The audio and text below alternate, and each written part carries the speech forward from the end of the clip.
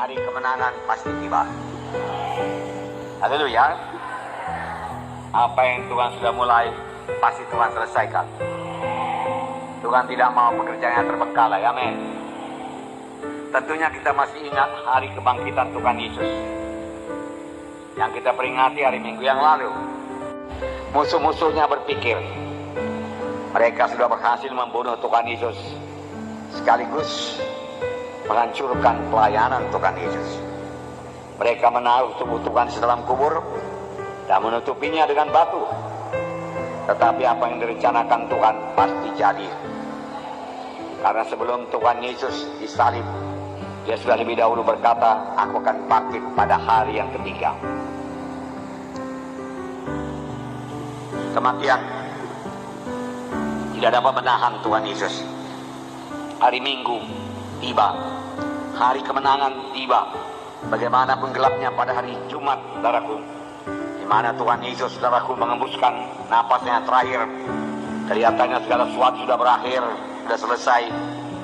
Namun, saudaraku, tibalah hari Minggu, hari yang terang, hari kemenangan, di mana Tuhan mengalahkan maut. Dia bangkit daripada kematian dan Dia hidup. Amin. Hari Jumat kita juga akan berlalu, saudaraku. Boleh jadi pada saat ini kita mengalami, saudaraku, banyak persoalan-persoalan hidup, tekanan-tekanan hidup. Saudaraku, jangan menyerah, saudara. Tetap berpegang pada janji Tuhan, karena hari Minggu kita masing-masing pasti datang. Amin. Walaupun dalam perjalanan mencapai kehendak Tuhan tersebut ada halangan-halangan, seperti yang dialami oleh Tuhan Yesus. Sepanjang kita tidak kehilangan visi kita, sepanjang kita tetap berpegang teguh pada pengakuan iman kita, saudaraku, hari Minggu kita pasti muncul, saudaraku. Hari kemenangan kita pasti jadi.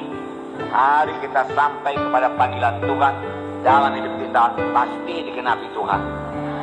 Hari di mana visi yang diberikan Tuhan kepada kita pasti digenapi Tuhan. Amin, saudara. Nah, Tuhan pasti menyelesaikan apa yang sudah dimulai Tuhan dalam hidup kita. Panggilan Tuhan yang begitu indah dalam hidup kita, visi yang sudah diberikan Tuhan pada kita, pasti digenapi Tuhan sepanjang kita tidak mundur dari iman. Sepanjang kita tidak kehilangan visi tersebut, tidak melenceng daripada visi tersebut, maka Tuhan akan membawanya kepada kegenapan. Walau untuk mencapainya banyak halangan-halangan, banyak saat-saat yang gelap, bahkan banyak penderitaan atau sengsara seperti yang dialami Tuhan Yesus. Tapi apa yang sudah dimulai Tuhan dalam hidup saudara, pasti Dia genapi. Tuhan Yesus bicara kepada kita melalui visi, salah satu melalui visi. Tuhan tumbuhkan dalam kita satu visi, satu cita-cita. Jangan bergantung pada perasaan dan penglihatan. Kadang-kadang perasaan dan penglihatan berbalikan dengan visi yang diberikan Tuhan kepada kita. Kalau sempat nanti saya akan bacakan Yusuf kepada saudara, di mana Tuhan menjanjikan dia jadi memperoleh kedudukan yang tinggi, di mana saudara-saudara bahkan orang tuanya datang menyembah kepadanya. Tapi sebelum mencapai visi tersebut, sebelum genap mencapai visi tersebut, saudaraku, Yusuf mengalami kebalikan daripada visi tersebut, yaitu jadi budak belia, kemudian difitnah, masuk penjara. Tapi satu perkara, Yusuf tidak pernah mempersalahkan Tuhan. Yusuf tidak pernah mengeluh kepada Tuhan. Dia tidak pernah berkata, "Tuhan, Kau berikan aku visi yang besar, kenapa ini jadi pada aku, Tuhan? Aku tidak mengerti, gak masuk di akalku, Tuhan." Saudaraku, untuk mengerti Tuhan jangan pakai akal, Tuhan. Dia tidak berkata demikian. Dia tetap pada visinya. Dia yakin itu pasti jadi. Maka 15 tahun kemudian jadi Perdana Menteri Mesir. Mana saudara-saudara datang menyembah kepadanya. Saudaraku, marilah kita pandang firman Tuhan. Mana hari Minggu kita pasti datang. Hari kemenangan kita pasti datang. Hari di mana Tuhan mengenapkan visinya kepada kita pasti datang. Tidak bisa tidak datang. Karena Tuhan yang berjanji itu setia. Janji Tuhan yang mengatakan oleh pilu-pilu Yesus, kamu sudah sembuh, pasti jadi. Janji Tuhan yang berkata, aku datang supaya engkau beroleh hidup yang berkelimpahan, pasti jadi.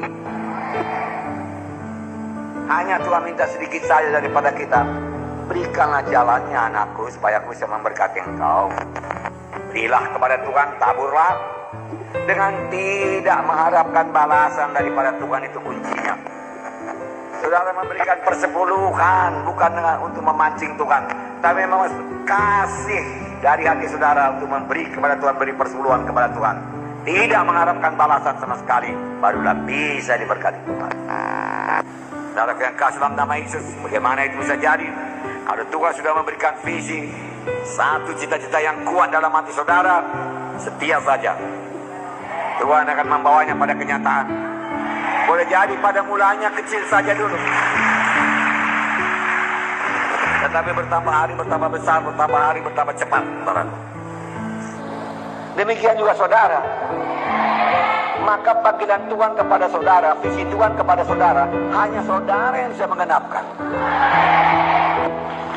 Amin. Hanya saudara yang bisa menggenapkan, nggak ada orang lain. Itulah DNA keturunan, amin. Tapi ada DNA dari sorga yang menyanggupkan saudara, yang membuat saudara dilengkapi untuk sampai kepada visi saudara, mengerjakan pekerjaan Tuhan dan berbuah. Dan tidak ada orang lain yang bisa menggantikannya. Hanya saudara saja yang bisa mengerjakannya.